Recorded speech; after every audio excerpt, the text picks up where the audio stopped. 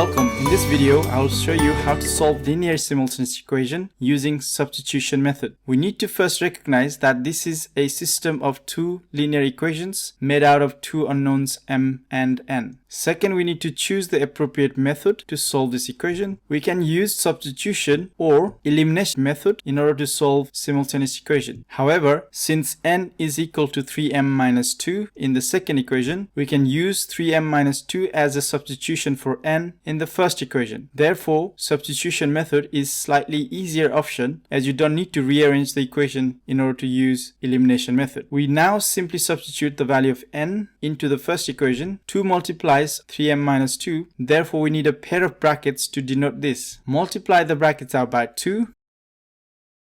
Collect the like terms 3m and 6m to give 9m. This equation now only have one unknown m and can be solved by rearranging the equation.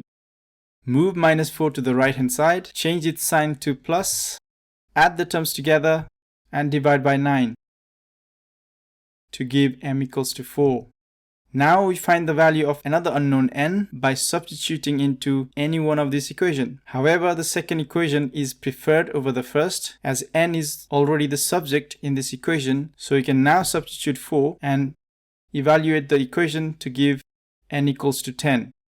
Hence, the equation is now fully solved. We can again check that both equations are satisfied by substituting back.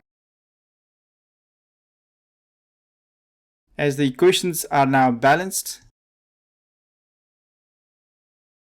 our solution therefore must be correct. Now consider another example. In this case, we substitute the value of y into the second equation. Remember to enclose it with brackets and expand the bracket by 3.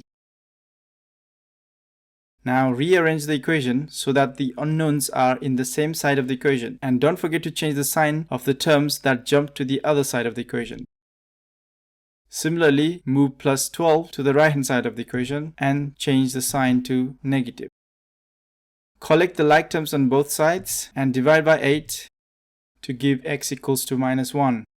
We now need to pick an equation that is most suitable for substitution of x in order to find the value of y. First equation is most suitable in this case, so substitute minus 1 to give y equals to 3. We can again substitute back the value of x and y to check that the answer is correct. It is a good practice. However, this don't need to be part of your solution. As the numbers are balanced on the both sides of the equation, our solution must be correct. We can also use substitution method to solve linear equations of this form. As y is equal to 8 plus x in the first equation and it's also equal to 4 minus 3x in the second equation, the first expression therefore must be equal to the second expression of y. This is equivalent to substituting y from the first equation to the second equation. Check that this equation has only one variable x after the substitution, as you cannot solve a linear equation like this with two variables. First, rearrange the like terms in the same side of the equation. Don't forget to change the signs of the terms that have moved to the other side of the equal sign.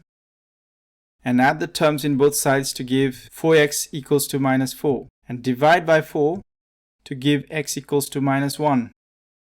Now substitute the value of x into any one of these equations to find the value of y, which is y equals to 7. Hence the equation is now solved.